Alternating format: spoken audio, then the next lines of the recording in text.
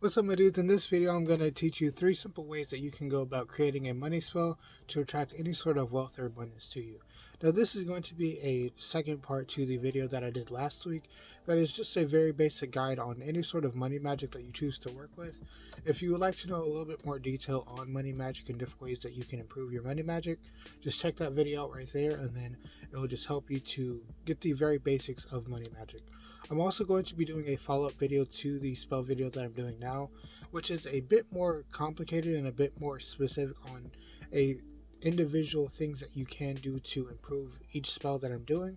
But this is just going to be 3 basic spells that you can use to attract any sort of wealth or abundance to you. So the first type of money spell is going to be a money candle spell. Now this can be done with multiple different types of candles, and I'm going to show you a quick explanation of what you can do before you choose your candle.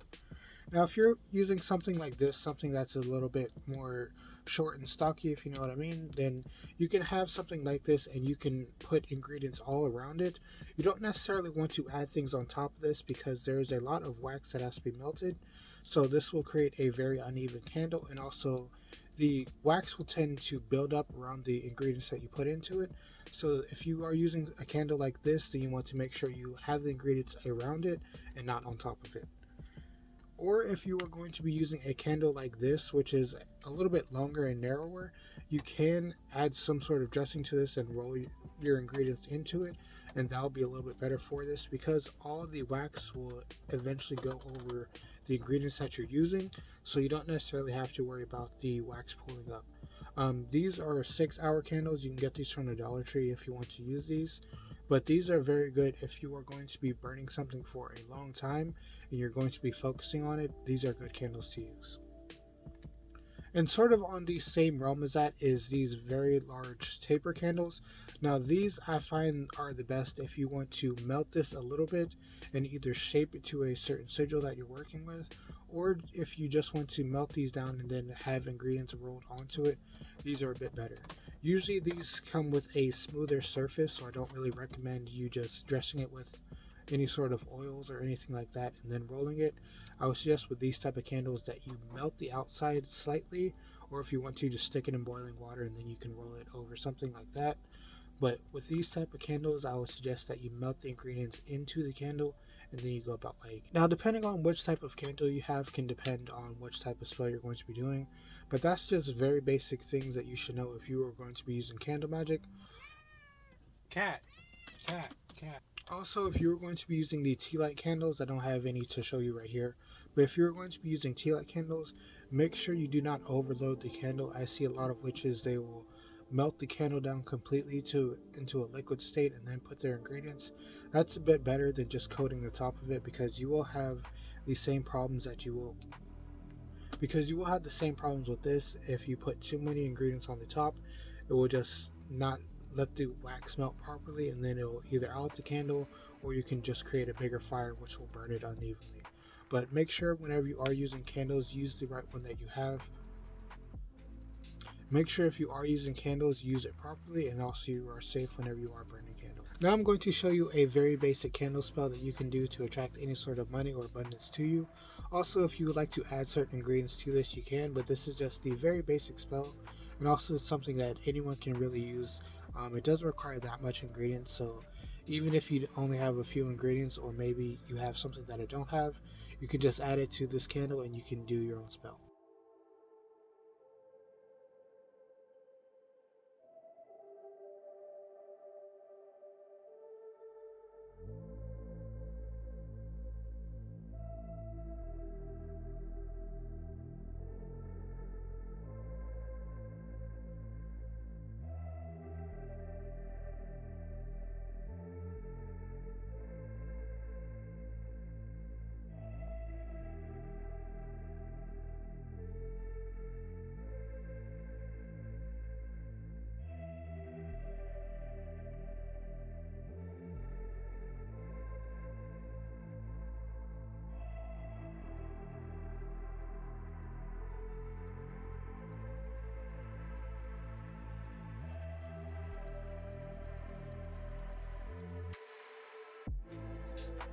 So the second thing you can do to attract any sort of money or wealth to you is to create a money bowl. Now this is the money bowl that I use currently.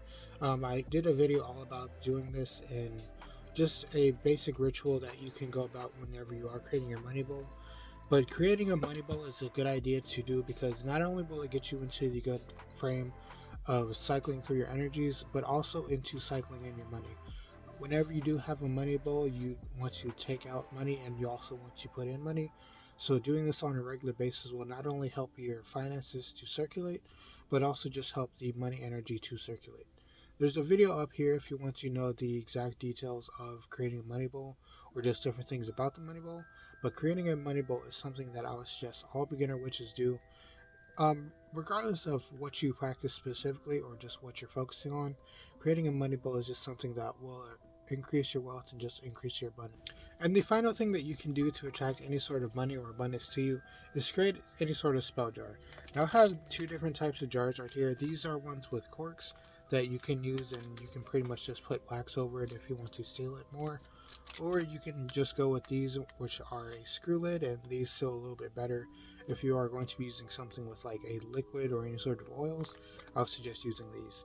Each one you can sort of use interchangeably, but it really just depends on what you have or what you have around you. But creating a spell jar is something that you can also just put in your intentions and put in whatever you're manifesting and keep it on you so you have that energy with you and you can constantly recharge that jar and constantly focus on what it is that you're manifesting or just any sort of wealth and abundance that you want to attract to you.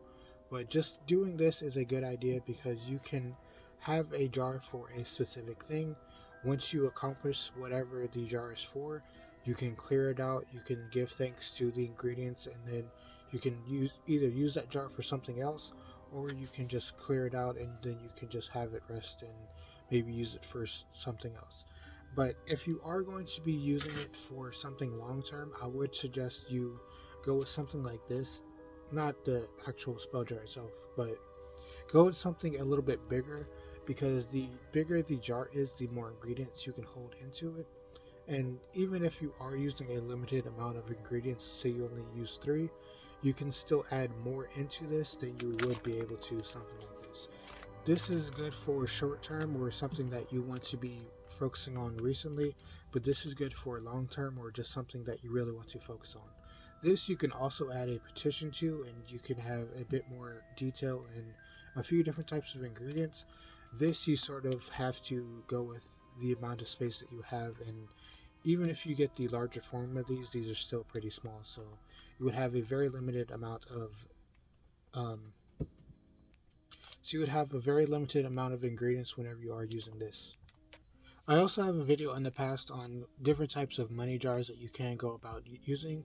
I also have a tutorial on creating a pouch for your jar. This is just something that you can keep your money jar in to not only carry around with you, but just to focus on intentions.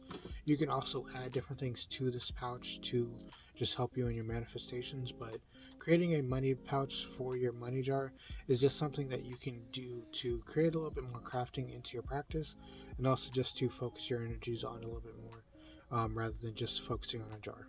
So that's a few different things that you can do to increase your money and increase your abundance throughout your practice and just throughout your life in general. Like I said, there are a few different videos that I discussed in here, and those will be linked in the description down below if you want to know the specifics of what I've talked about. Also, if you would like to know more about witchcraft or witchcraft-related content, just subscribe to my channel, and I'm going to be posting different videos related to beginner witchcraft, so if you would like to know more, just subscribe to my YouTube. Also, if you would like to see demonstrations of different spell jars, just watch my short videos. Those are where I post the shorter contents and just the individual spell jars that I'm creating. Or if you would like to, you can also just follow me on my socials. I'll also post them there. But yeah, that's the end of the video. Have a good day, night life. Enjoy yourself and be happy.